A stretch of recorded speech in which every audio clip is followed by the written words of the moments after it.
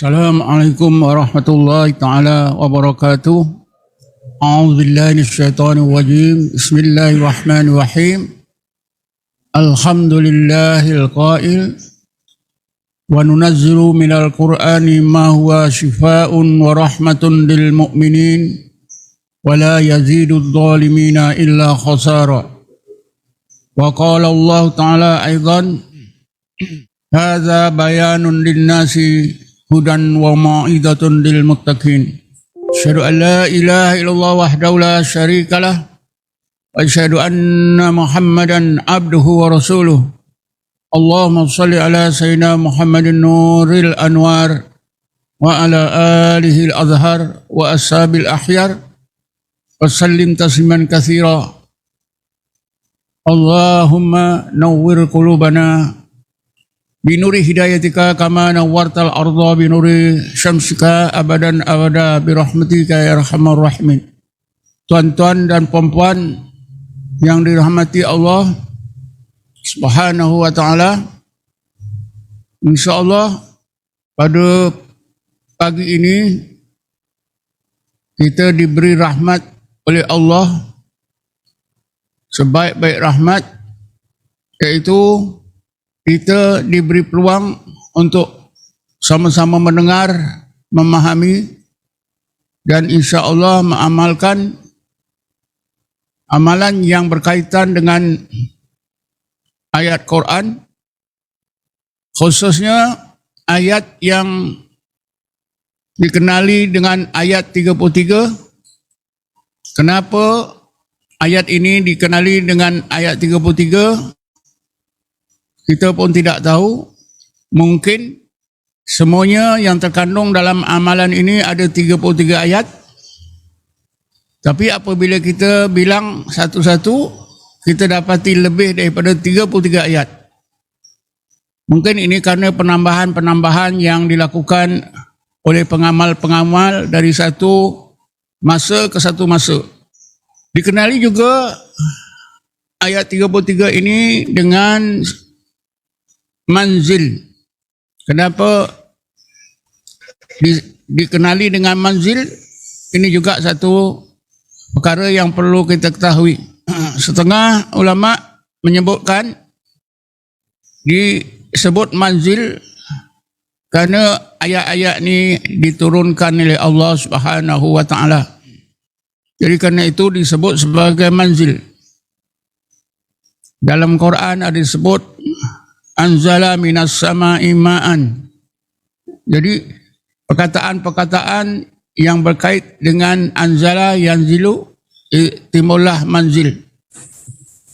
Tapi manzil juga memberi makna destinasi, station. Misalnya dalam ilmu tasawuf ada disebutkan min qat'il manazil. Seseorang yang melakukan mujahadah dalam ilmu tasawuf mestilah berjaya merentasi manazil, artinya merentasi destinasi perjalanan rohani daripada syaitan dan nafsu pergi kepada destinasi akal, hati, roh dan sir.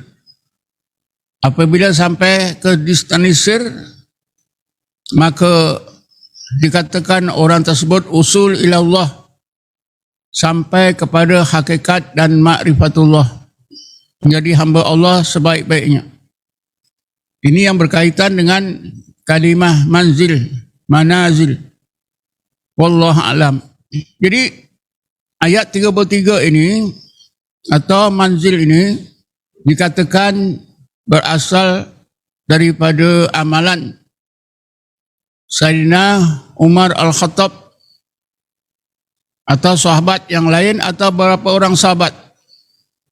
Kemudian diwarisi sampailah kita temui dalam kitab Qaulul Jamil, Al-Qaulul Jamil yang dikarang oleh Syekh Abdullah Dihlawi daripada India, seorang ulama hadis daripada India yang bernama Abdullah Dihlawi. Syekh Abdullah Dihlawi dalam kitabnya Qaulul Jamil menegaskan bahawa beliau diajar oleh bapanya ayat 33 atau manzil ini, dan bapanya menegaskan bahawa bapanya diajar oleh datuknya. Dan datuk kepada Syekh Abdullah Dihlawi ini menegaskan mengenai kelebihan amalan ayat manzil atau ayat 33 ini. Bahawa antara kelebihannya yang asas ada tiga. Ada tiga kelebihan, tiga hikmah. Yang pertama, insya-Allah siapa yang beramal dengan ayat 33 atau manzil ini, yang pertama, dia akan terhindar daripada bahaya sihir. Yang kedua, akan terhindar daripada kejahatan jin dan syaitan.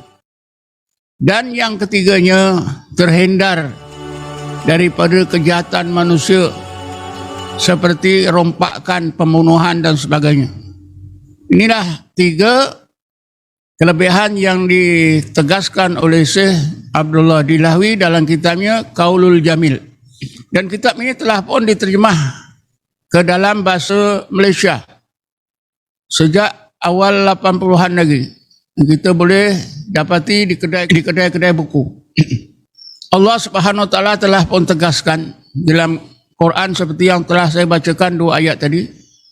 Yang pertama ialah ayat 82 surah Isra. Bismillahirrahmanirrahim. Wa nunazzilu minal Qur'ani ma huwa shifaa'un wa rahmatun lil mu'minin wa la yazidudz zalimina illa khasara. Kami menurunkan sebahagian daripada Quran itu adalah sebagai sifat obat penyembuh berbagai penyakit yang dihadapi oleh manusia, zahir dan batinnya, jasmani dan rohaninya. Jadi apabila Allah bagi tahu Quran itu sifat, wajiblah kita beriman bahawa bila kita membaca ayat-ayat Quran, insya-Allah penyakit kita akan disembuhkan oleh Allah. Wa rahmatun, selain daripada penyembuh, Quran itu adalah sebagai rahmat bagi orang-orang mukmin. Jadi bagi orang mukmin, Quran itu sebagai penyembuh dan rahmat. Bagaimana Quran itu menjadi rahmat? Kita lihat dalam sejarah Islam, bagaimana di zaman jahiliyah manusia di seluruh dunia hidup di dalam hukum rimba. Siapa yang kuat, siapa yang berkuasa, dia bermahrajalela. Siapa yang lemah akan ditindas, dijadikan hamba. Tidak ada hukum hakam. Tapi apabila Islam dibawa oleh Rasulullah dan Rasulullah menyampaikan ajaran Quran, maka manusia beriman. Sehingga sekarang kita dapati manusia di seluruh dunia yang beriman, yang menjadi orang Islam kira-kira 1.8 bilion. Dan tentunya orang-orang yang beriman, yang percaya pada Quran, Quran itu menjadi sifat dan rahmat zahir dan batin mereka. Berbagai rahmat telah dapat dinikmati oleh orang-orang mukmin, sama ada mereka itu menyedari rahmat tersebut atau tidak. Tapi tentulah yang tidak menyedari rahmat daripada Quran itu ramai. Oleh kerana Allah SWT bersifat Ar-Rahman Ar-Rahim, Maha Pengasih, Maha Penyayang, maka Allah SWT tidak kira manusia yang beriman dia sedar ke tidak Quran itu sebagai rahmat, tetap Allah kurniakan rahmat kepada orang-orang tersebut. Tapi yang nyata hanya Quran itu hanya menjadi sifat wa rahmatun lil mu'minin. Kemudian di hujung ayat 82 surah Isra itu Allah tegaskan wala yazidud dhalimina illa hasara. Quran itu tidak memberi apa-apa kesan kepada orang-orang yang zalim kecuali kerugian. Setengah ahli tafsir menegaskan kenapa Allah SWT sebutkan zalimina wala yazidud dhalimina, tidak kafirina. Orang-orang yang zalim ialah orang-orang yang melakukan kejahatan. Kalau seseorang manusia itu Islam tapi dia buat jahat, maka orang tersebut juga zalim. Kenapa? Bila buat jahat artinya dia menzalimi diri dia sendiri. Kenapa menzalimi diri sendiri? Kerana sebab kejahatan itu nanti di akhirat dimasukkan oleh Allah dalam neraka. Jadi setiap orang yang melakukan kejahatan berarti dia menzalimi diri. Rabbana dhalamna anfusana wa illam taghfir lana wa tarhamna lanakunanna minal khasirin. Ya Allah, kami telah menzalimi diri kami sendiri. Karena kami telah melakukan dosa. Wa illam taghfir lana, sekiranya engkau ya Allah tak ampunkan kami, tak bagi rahmat kepada kami, nescaya kami nanti jadi orang-orang yang rugi karena kami akan engkau masukkan ke dalam neraka. Jadi Quran itu bagi orang-orang yang jahat tidak memberi faedah. Malahan sebaliknya menjadi satu kerugian. Wala yazidud dhalimina illa khasara. Quran itu menyebabkan orang-orang yang jahat itu bertambah rugi. Bertambah rugi. Kenapa? Di depannya ada Quran tapi tak ikut Quran. Maka bertambah rugi. Berdosa. Karena tak beriman. Tak ikut apa yang ada dalam Quran. Jadi walaupun dia seorang Islam, kalau dia jahat, Quran tak jadi apa-apa. Apatah lagi orang-orang Islam yang mempersendakan Quran, menghina Quran, memejak Quran. Kita jangan hanya terfikir orang bukan Islam saja yang membakar Quran, membijak Quran, menghina Quran. Kita tak terlintas adanya orang Islam yang memijak Quran, menghina Quran. Memang ada. Dan saya telah menemui orang-orang yang memijak Quran dalam keadaan sombong, dalam keadaan sombong dan menyebut-nyebut supaya Allah datangkan malapetaka karena dia pijak Quran. Mereka ini kebanyakannya orang-orang yang sesat. Orang-orang Islam yang sesat dengan amalan-amalan yang jahat. Amalan-amalan yang menggunakan syaitan, jin-jin yang jahat-jahat. Berbagai amalan. Karena kononnya kalau mereka ini memijak Quran, bakar Quran, mereka akan diberi oleh syaitan-syaitan itu ilmu yang luar biasa. Jadi itulah Quran walaupun sebagai sifat dan rahmat bagi orang-orang mukmin, tapi kalau orang mukmin itu berdosa, sentiasa bergelombang dengan dosa, maka Quran itu sentiasa merugikan kehidupan zahir dan batin, dunia dan akhiratnya. Dalam surah Ali Imran ayat 138, tak salah saya, Allah juga terangkan tentang Quran, tentang manfaat Quran terhadap manusia dan orang-orang yang beriman. Bismillahirrahmanirrahim. Hadza bayanun linnas hudan wa mau'izatun lil muttaqin. Inilah Quran sebagai bayanun linnas, sebagai keterangan, pencerahan bagi manusia yang memerlukan pencerahan, keterangan. Mungkin ahli sains katalah mau mengetahui rahsia-rahsia sains yang berkaitan dengan kejadian alam, dengan apa saja, fakta-fakta sains. Maka ahli sains walaupun dia kafir, dia boleh dapat bayan, keterangan, penjelasan di dalam Quran. Tapi di hujung ayat itu Allah sebutkan hudan wa mau'izatun lil muttaqin. Quran itu sebagai hidayat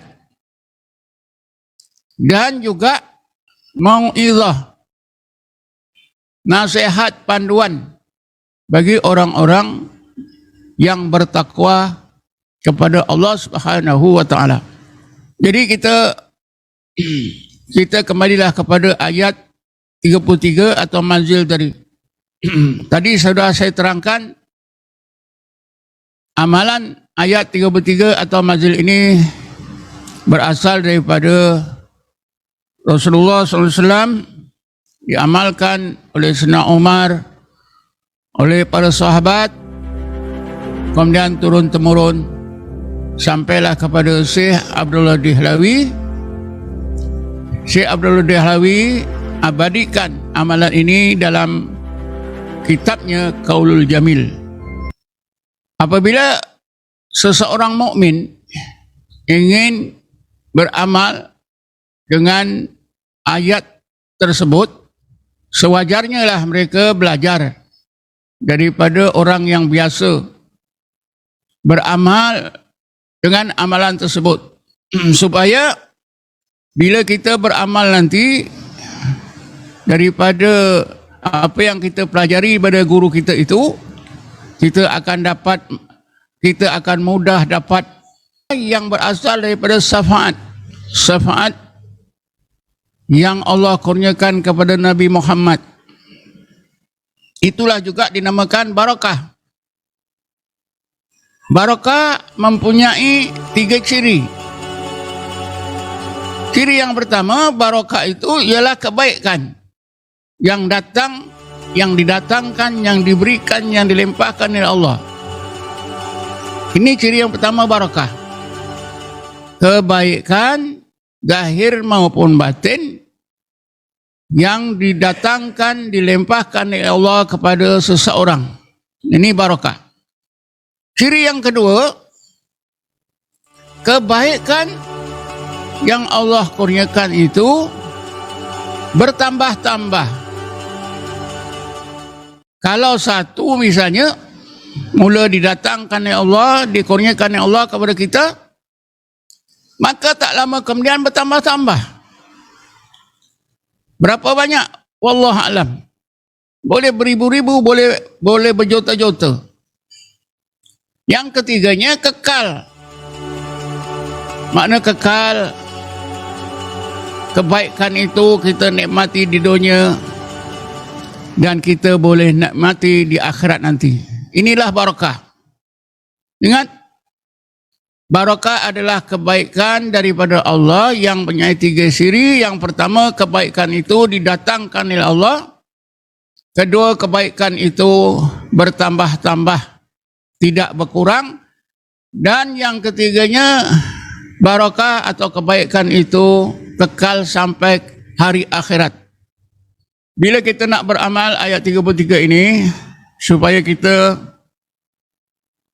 dikurniakan oleh Allah barakahnya, atau sifatnya, atau rahmatnya, maka hendaklah kita belajar daripada orang yang memang biasa beramal dengan ayat 33 ini. Jadi apabila kita sudah belajar daripada orang yang biasa beramal dengan ayat 33 ini, maka kewajipan kita hendaklah kita amalkan. Kita baca selalu.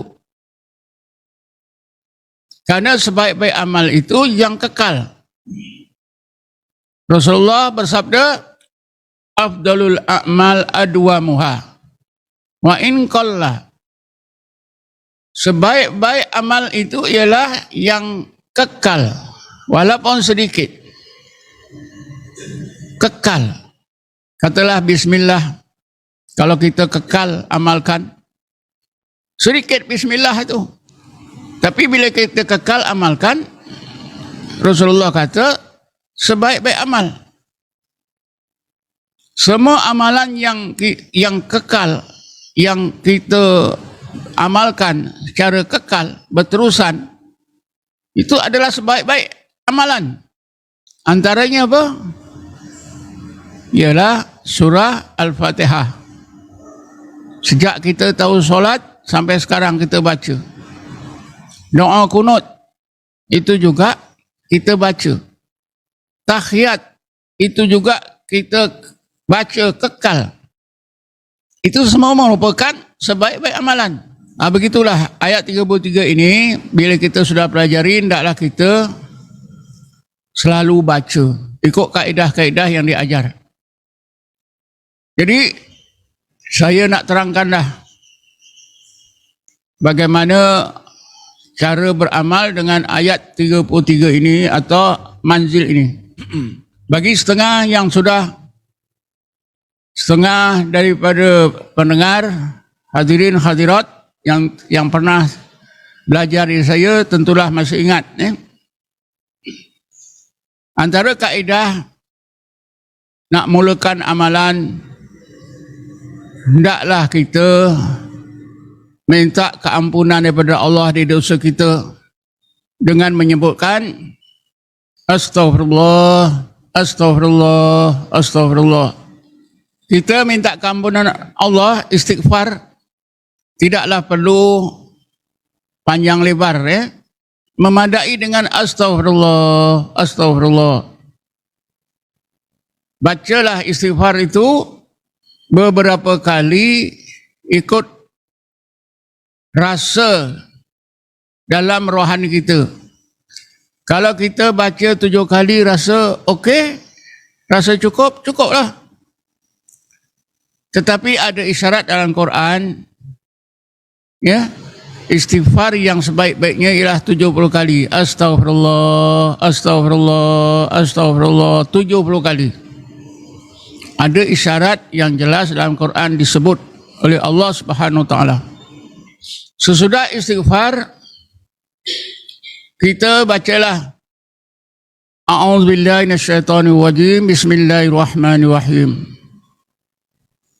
Kemudian kita syahadah, asyhadu an la ilaha illallah wa asyhadu anna Muhammadar Rasulullah. Allahumma salli wa sallim wa barik ala Muhammad wa ala ali Muhammad. La haula wa la quwata illa billahil aliyyil azim. Selepas itu kita puji-pujilah, sebutlah nama-nama Allah. Allah ya Allah, ya badi'us samawati wal ard, ya malikal mulki, ya dzal jalali wal ikram, ya qawi, ya aziz, ya jabbar, ya mutakabbir, ya fattah, ya wahhab, ya alimun hakim, ya latiful khabir, ya la ilaha illa anta subhanaka inni kuntu minadh dhalimin. Lepas itu kita bertawasul dengan membaca Fatihah ila khadratin nabiyina Muhammadin sallallahu alaihi wasallam, summa ila ruhi azwajihi wa dzurriyyati wa ashabi wa tabi'in wa tabi'in lahum bi ihsani ila middin, summa ila ruhi anbiya'i wa mursalin wal malaikatil muqarrabin wa awliya'illahi sholihin wal ulama'il amilin, wa ila ruhi masyayikhina muallimina wa abaina ummahatina, wa ila ruhi muslimina muslimat wal mu'minina mu'minat. Al-Fatihah. Kalau kita nak ringkas pun boleh, baca saja Fatihah.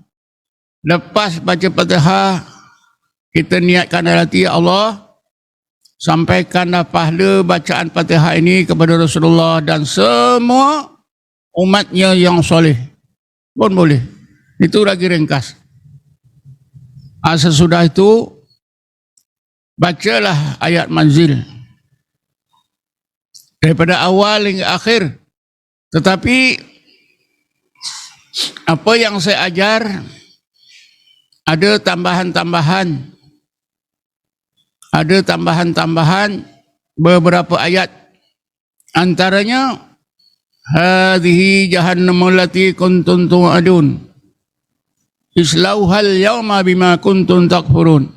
Tambahan ayat ini, sekiranya kita gunakan manzil ini untuk merawat pesakit. Terutamanya pesakit yang dirasuk oleh syaitan atau jin. Pesakit kerana sihir. Sihir yang susah nak diatasi. Kerana ada simpulan sihir yang ditanam, diletak di tempat-tempat tertentu. Biasanya sihir yang menggunakan simpulan sihir atau al-uqadu ini mestilah dihapuskan, dimusnahkan terlebih dahulu. Barulah syaitan atau jin yang digunakan dalam sihir, ilmu sihir itu akan mudah keluar. Tanpa dimusnahkan, biasanya sihir itu tak dapat diobat. Jin syaitan itu tak akan dapat keluar daripada tubuh pesakit. Bagaimanapun, Allah Subhanahu Wa Taala dengan rahmat Allah, kemurahan Allah, kekuasaan Allah yang mutlak, walaupun simpulan sihir itu tak dimusnahkan, insya-Allah Allah boleh hancurkan sihir itu.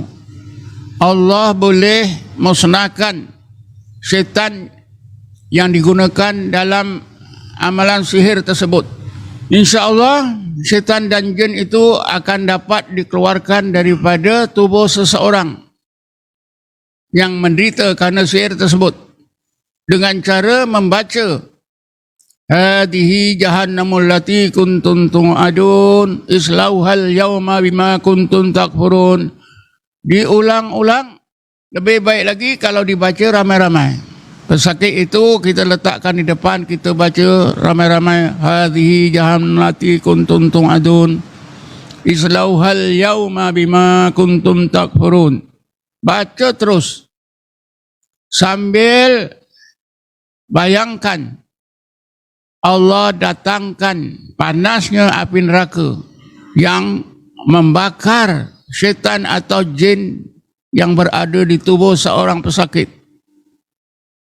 Biasanya kalau kita baca terus menerus, jin atau syaitan yang berada dalam tubuh pesakit itu merasa panas.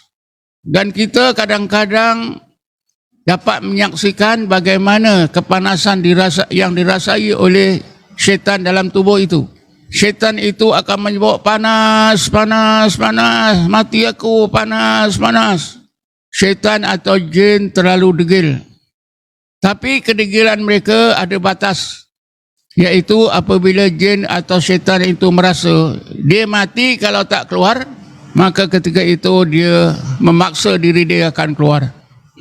Di sini perlu kita renungkan sebentar tentang hadhihi jahannamul lati kuntum tu'adun islauhal yawma bima kuntum takfurun.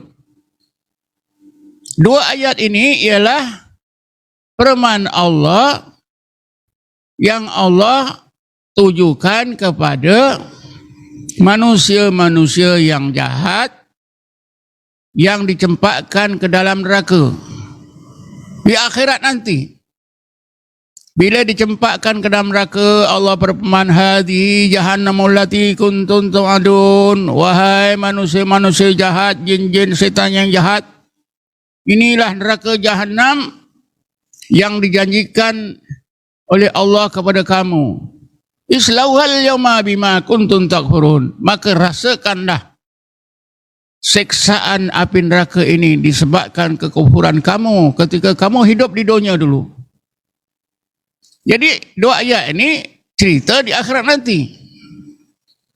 Tapi apabila kita baca dan kita munajat dalam hati kepada Allah, supaya Allah datangkan hakikat panas neraka kepada jin atau syaitan yang ada dalam tubuh pesakit, maka dengan rahmat Allah, panasnya neraka itu akan dirasai oleh jin atau syaitan di dalam tubuh pesakit ini. Sebab itulah kita dengar jin di dalam atau syaitan dalam tubuh pesakit ini menyebutkan, aduh panas, mati aku, aduh panas. Kita baca terus. Bayangkan Allah datangkan panasnya neraka itu.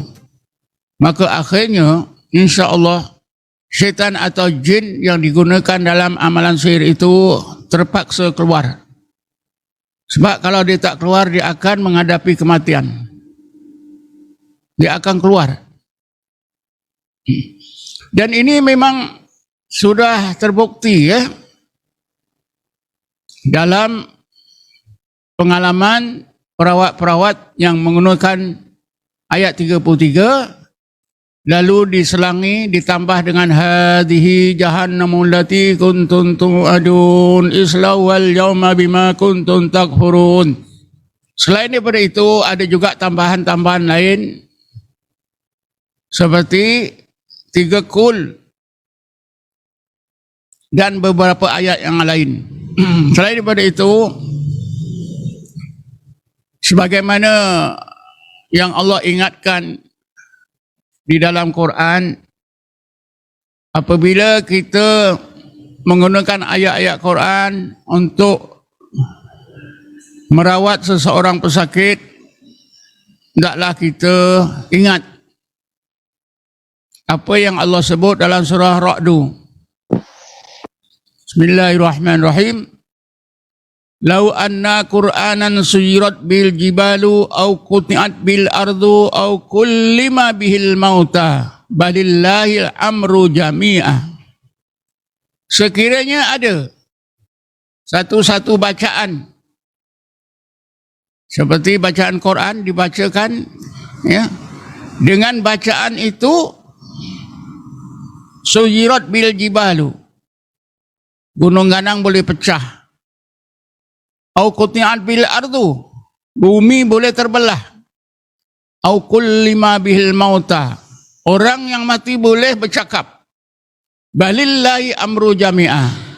Allah ingatkan semua itu adalah urusan Allah. Ini apa maksudnya? Ketika kita membaca ayat manzil ni, untuk merawat seorang pesakit, kita jangan rasa ayat Quran ini yang menyembuhkan, bukan bacaan kita. Tapi Allah ingatkan, balillahil amru jami'ah. Semuanya itu adalah urusan kodrat iradah Allah. Maksudnya, ketika kita membaca ayat 33 ini seperti ayat-ayat yang lain juga, mestilah kita memandang kodrat dan iradah Allah. Memandang uluhiyah dan rububiyah Allah subhanahu wa ta'ala. Allah yang maha agung, Allah yang maha sampurna. Allah mempunyai sifat-sifat keagungan. Allah mempunyai sifat-sifat kesempurnaan. Kehendaknya sempurna, ilmunya sempurna, perbuatannya semua sempurna. Artinya kita kena memandang hakikat. Hakikat apa yang berlaku semuanya adalah kodrat dan iradah Allah. Sehingga kita duduk sebenar-benar dalam keadaan la haula wala quwwata illa billahil aliyil azim. Dalam Quran dicontohkan, diingatkan oleh Allah kepada kita Bismillahirrahmanirrahim. Wallahu khalaqakum wa ma ta'malun. Dan Allah menjadikan kamu. Allah jugalah yang menjadikan perbuatan kamu, apa yang kamu lakukan. Ada dua perkara yang disebut Allah dalam ayat ini. Pertama, Allah jadikan kita. Ini semua orang Islam mudah terima. Siapa jadikan awak? Allah. Mudah terima. Masuk akal. Mudah. Tetapi wa ma ta'malun, Allah juga yang melakukan perbuatan kamu. Allah juga yang menjadikan perbuatan kita. Ini yang kedua, ini susah kita nak faham, susah kita nak terima. Kan saya yang bercakap ni. Kan saya yang melihat ini. Kan saya yang berjalan ini. Kan saya yang duduk ini. Tapi hakikatnya, ya, wallahu khalaqakum, dan Allah menjadikan kamu, wa ma ta'malun, dan apa yang kamu lakukan. Yang ini, yang kedua ni susah. Tuan-tuan duduk, tuan-tuan melihat. Kan rasa tuan-tuan melihat, tuan-tuan duduk. Tapi Allah SWT tegaskan, segala perbuatan kita ini Allah yang jadikan. Di zaman Rasulullah berlaku peperangan antara tentera Islam dengan kafir. Dalam satu peperangan, tentera Islam menang. Ramai tentera kafir terbunuh. Tetap bila ramai tentera kafir terbunuh, maka Allah ingatkan, Bismillahirrahmanirrahim. Falam taqtuluhum walakinnallaha qatalahum. Wa ma ramaita idh ramaita walakinnallaha rama. Wahai tentera Islam, bukanlah kamu yang membunuh musuh-musuh kamu di medan perang itu. Walakinnallaha qatalahum. Akan tetapi Allah yang membunuh mereka. Macam mana tuan-tuan? Coba kita bayangkan, ya, di depan mata kita, tentera Islam dipimpin oleh Rasulullah berperang dengan tentera kafir. Tentera Islam menang. Ramai tentera kafir terbunuh. Yang bunuh orang Islam. Tapi Allah ingatkan kita. Allah ingatkan tentera Islam. Falam taqtuluhum walakinnallaha qatalahum. Bukan kamu yang membunuh, tapi Allah yang membunuh. Dalam perang itu Nabi Muhammad ada melepaskan anak panah. Mengenai musuh, mati musuh itu. Allah tegaskan, wa ma ramaita idh ramaita walakinnallaha rama. Ya Muhammad, bukanlah engkau memanah, bukanlah engkau yang memanah ketika engkau memanah musuh, akan tapi Allah yang memanah. Pendengar sekian mungkin bingung, ya. Situlah letaknya hubungan, tiga hubungan sebab, musabbab, dan musabbibal asbab. Tentera Islam menetak, membunuh tentera kafir. Tindakan perbuatan tentera Islam membunuh kafir ini sebab. Hayunan pedang mengenai tubuh kafir, ini sebab. Si kafir itu mati, musabbab, sebab, musabbab. Berlakunya musabbab karena adanya sebab. Itu bergantung kepada kodrat dan iradah Allah. Bergantung pada kehendak dan kekuasaan Allah semata-mata. Kalau Allah tidak kehendak, tak akan terbunuh. Dicontohkan dalam Quran, Nabi Ibrahim dimasukkan dalam api. Api itu sebab terbakar. Tapi kenapa Nabi Ibrahim dimasukkan ke api tak terbakar? Tapi sebaliknya, selesa, nyaman, banyak rahmat di dalam api. Kenapa? Karena Allah tidak kehendak, tidak berkehendak. Dengan kehendaknya, dengan kodratnya, Allah lakukan sebaliknya. Sebab adanya sebab iaitu api, tapi musabab terbakarnya Nabi Ibrahim tak berlaku. Kenapa? Karena la haula wala quwata illa billahil aliyyil azim.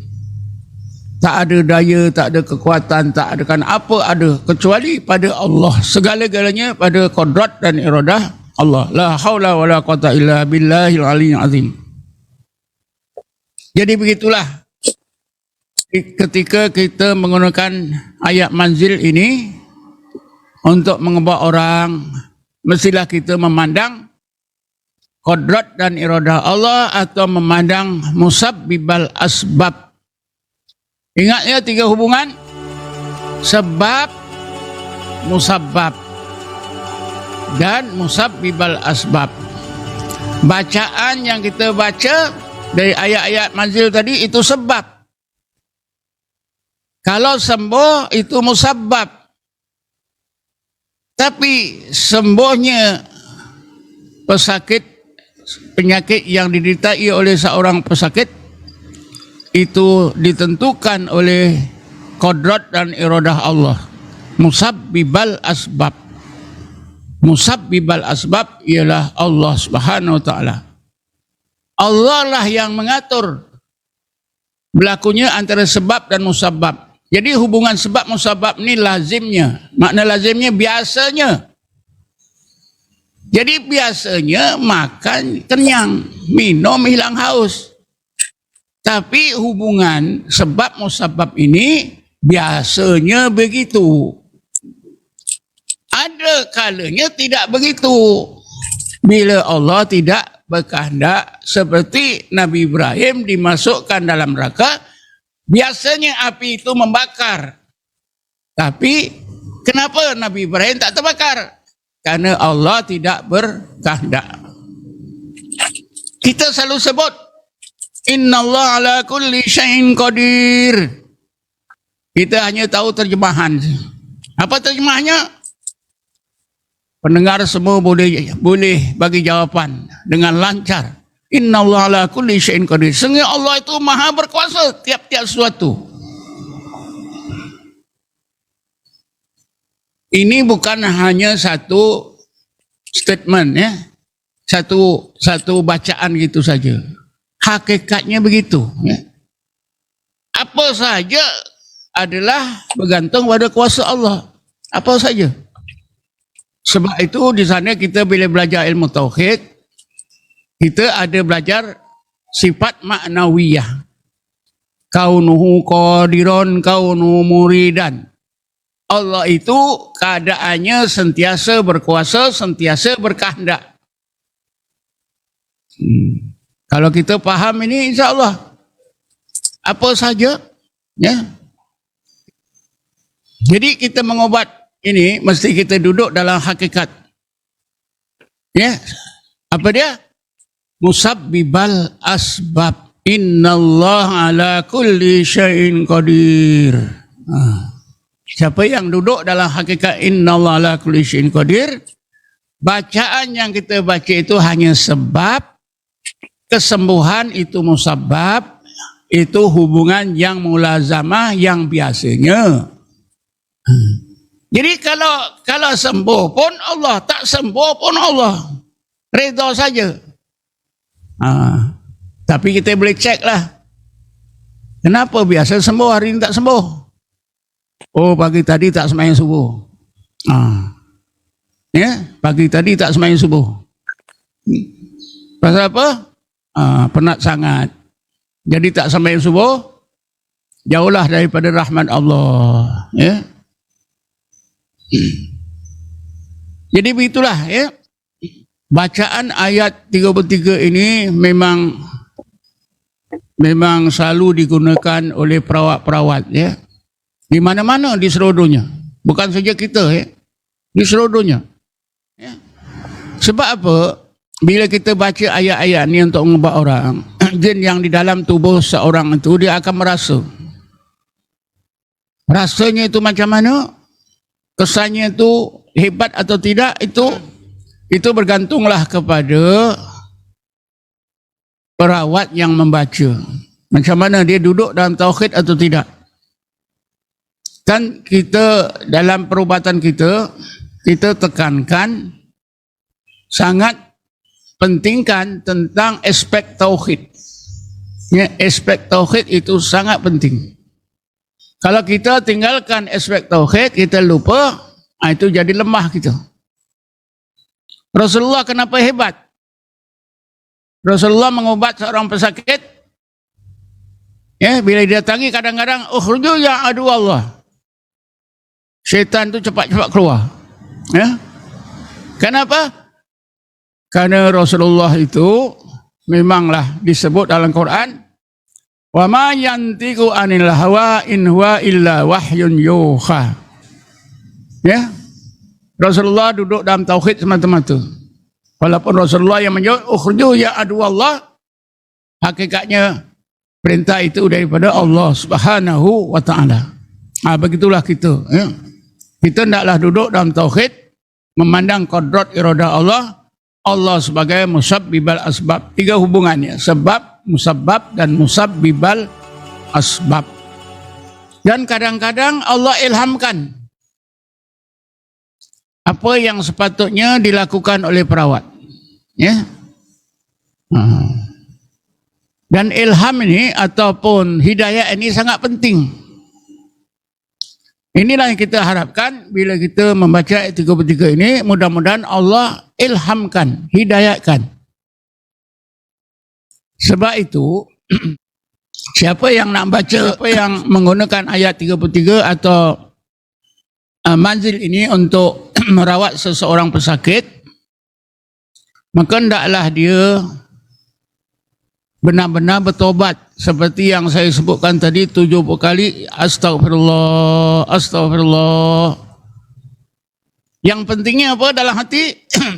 Ya Allah, ampunkanlah semua dosaku, besar mana pun, banyak mana pun, sulit mana pun dosa aku, ya Allah, zahir dan batin, kau ampunkanlah ya Allah. Itu yang penting. Jangan astagfirullah, astagfirullah, astagfirullah, astagfirullah 70 kali, sudah. Tuan dah ajar 70 kali, aku dah baca. Astagfirullah, astagfirullah. Bayangkan. Ya Allah, ampunkanlah semua dosaku. Besar mana pun, banyak mana pun, sulit mana pun, zahir dan batin. Astagfirullah, 70 kali. Supaya benar-benar Allah ampunkan dosa kita. Bila Allah benar-benar ampunkan dosa kita, kita bersih zahir dan batin, mudah dapat hidayat. Wa yahdi ilahi man anab. Ini Allah tegaskan. Jadi kita nak merawat tadi dengan ayat 33, kita perlu hidayat. Jangan kita kata, aku dah dapat hidayat dah, aku dah Islam, mak bapak aku Islam, aku dah semayang, nak hidayat apa lagi? Jangan begitu. Ketika kita menghadapi seorang yang di depan kita yang kita nak rawat, itu perlu hidayat. Allah janji, wa yahdi ilahi man anab. Allah sentiasa memberi hidayat kepada orang-orang mukmin yang benar-benar anaba ilahi.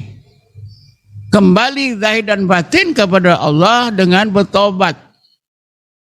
Sampai kepada tingkat inabah.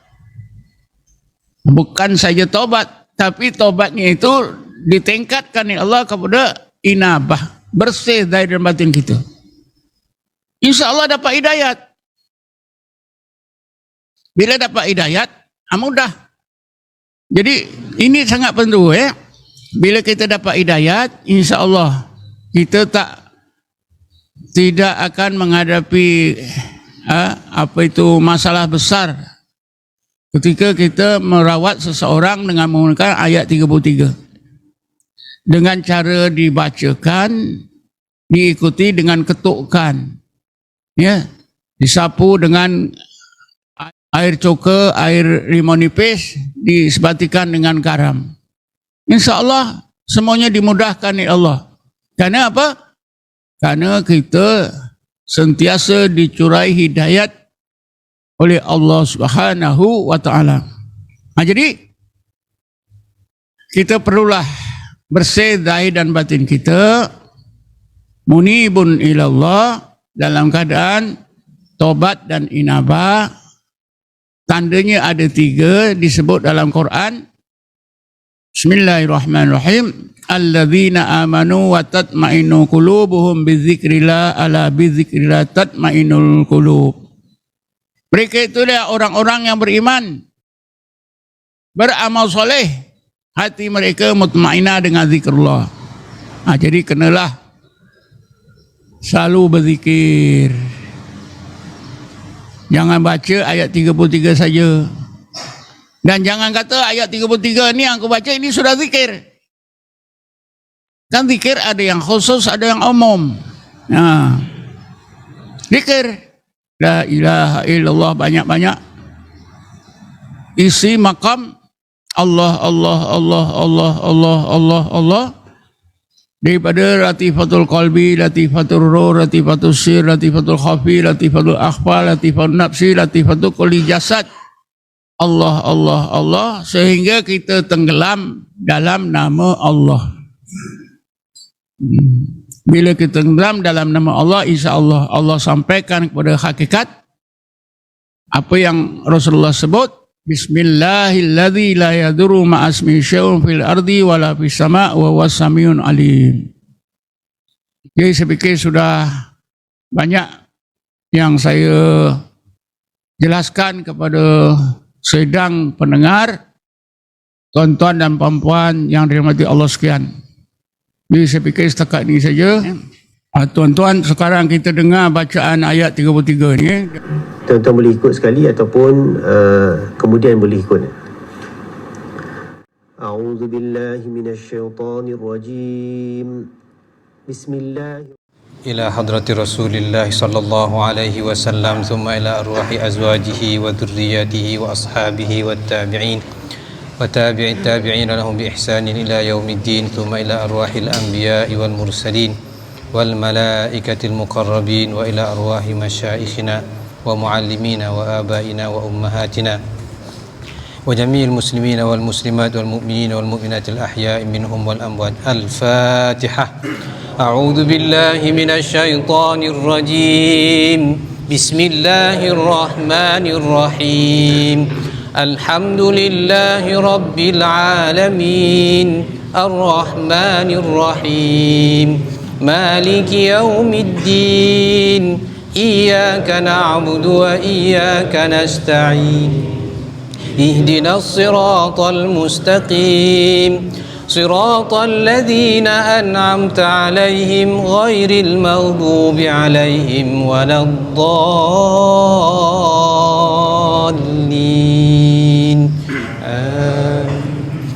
بسم الله الرحمن الرحيم. ألف لام ميم. ذلك الكتاب لا ريب فيه هدى للمتقين الذين يؤمنون بالغيب ويقيمون الصلاة ومما رزقناهم ينفقون والذين يؤمنون بما أنزل إليك وما أنزل من قبلك وبالآخرة هم يوقنون أولئك على هدى من ربهم وأولئك هم المفلحون وإلهكم إله واحد لا إله إلا هو الرحمن الرحيم الله لا إله إلا هو الحي القيوم لا تأخذه سنة ولا نوم له ما في السماوات وما في الأرض من ذا الذي يشفع عنده إلا بإذنه يعلم ما بين أيديهم وما خلفهم ولا يحيطون بشيء من علمه إلا بما شاء وسع كرسيه السماوات والأرض ولا يؤوده حفظهما وهو العلي العظيم لا إكراه في الدين قد تبين الرشد من الغي فمن يكفر بالطاغوت ويؤمن بالله فقد استمسك بالعروة الوثقى لا انفصام لها والله سميع عليم الله ولي الذين آمنوا يخرجهم من الظلمات إلى النور والذين كفروا أولياؤهم الطاغوت يخرجونهم من النور إلى الظلمات أولئك أصحاب النار هم فيها خالدون لله ما في السماوات وما في الأرض وإن تبدوا ما في أنفسكم أو تخفوه يحاسبكم به الله فيغفر لمن يشاء ويعذب من يشاء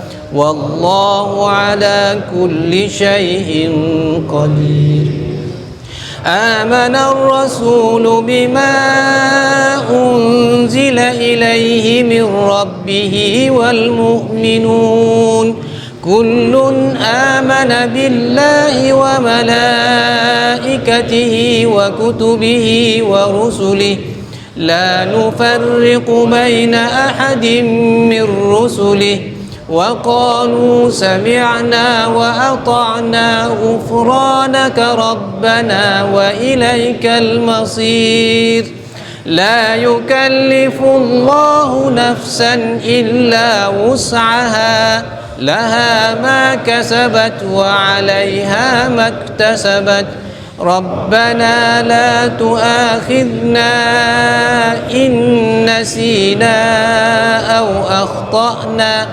ربنا ولا تحمل علينا إصرا كما حملته على الذين من قبلنا ربنا ولا تحملنا ما لا طاقة لنا به واعف عنا واغفر لنا وارحمنا أنت مولانا فانصرنا على القوم الكافرين إن ربكم الله الذي خلق السماوات والأرض في 6 أيام ثم استوى على العرش يغشي الليل النهار يطلبه حثيثا والشمس والقمر والنجوم مسخرات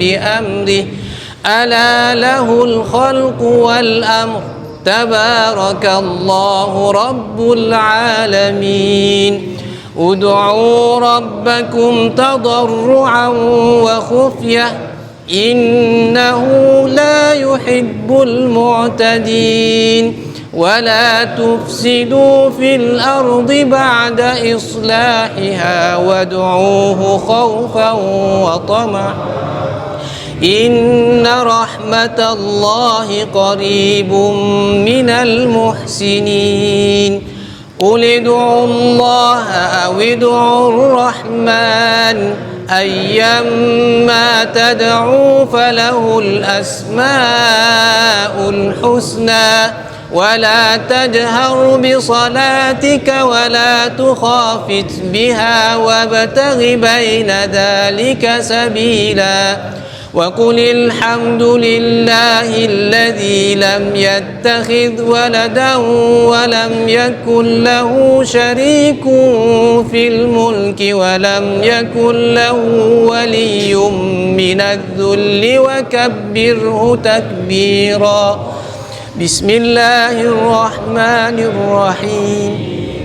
والصافات صفا فالزاجرات زجرا فالتاليات ذكرا إلهكم لواحد رب السماوات والأرض وما بينهما ورب المشارق إنا زينا السماء الدنيا بزينة الكواكب وحفظا من كل شيطان مارد لا يسمعون إلى الملأ الأعلى ويقذفون من كل جانب دحورا ولهم عذاب واصب إلا من خطف الخطفة فأتبعه شهاب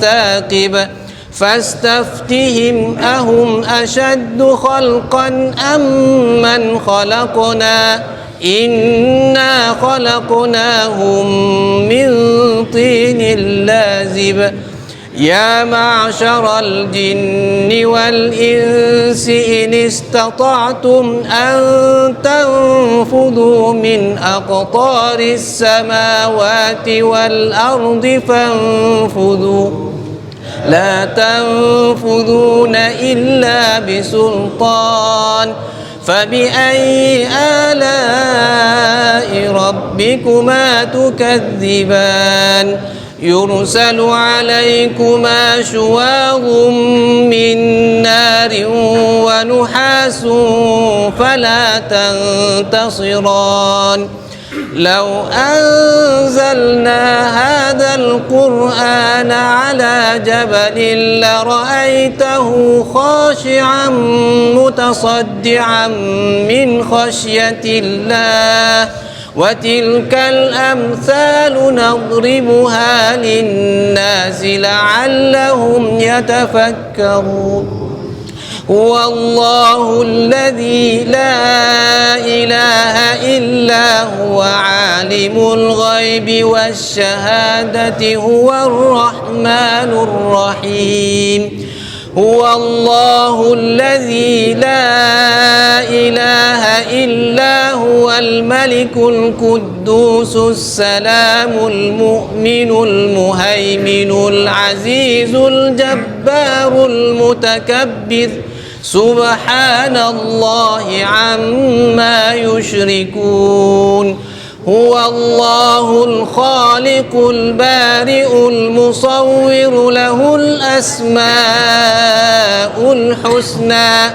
يسبح له ما في السماوات والأرض وهو العزيز الحكيم بسم الله الرحمن الرحيم قل أوحي إلي أنه استمع نفر من الجن فقالوا إنا سمعنا قرآنا عجبا يهدي إلى الرشد فآمنا به ولن نشرك بربنا أحدا وأنه تعالى جد ربنا ما اتخذ صاحبا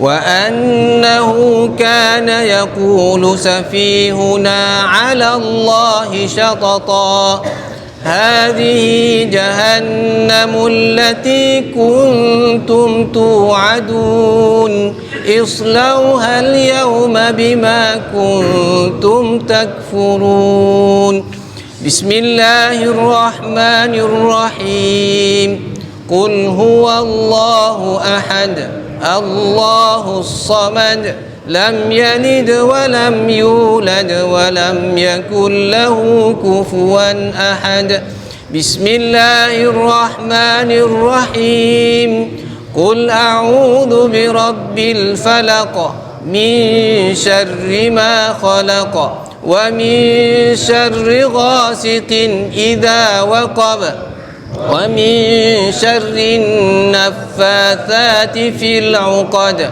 ومن شر حاسد إذا حسد بسم الله الرحمن الرحيم قل أعوذ برب الناس ملك الناس إله الناس من شر الوسواس الخناس الذي يوسوس في صدور الناس من الجنة والناس صل على سيدنا محمد طب القلوب ودوائها وعافية الأبدان وشفائها ونور الأبصار وضيائها وعلى آله وصحبه وسلم اللهم صل على سيدنا محمد طب القلوب ودوائها وعافية الأبدان وشفائها ونور الأبصار وضيائها وعلى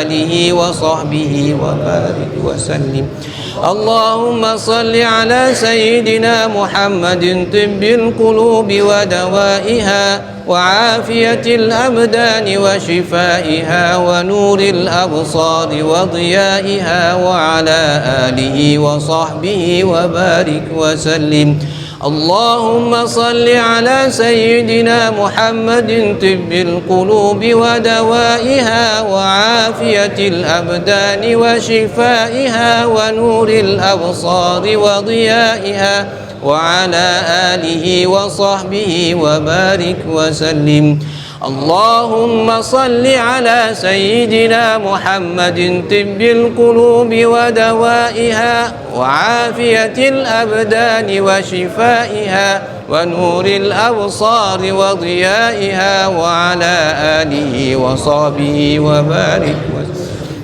اللهم صل على سيدنا محمد طب القلوب ودوائها وعافية الأبدان وشفائها ونور الأبصار وضيائها وعلى آله وصحبه وبارك وسلم اللهم صل على سيدنا محمد طب القلوب ودوائها وعافية الأبدان وشفائها ونور الأبصار وضيائها وعلى آله وصحبه وبارك وسلم تسليما كثيرا صلاة الله سلام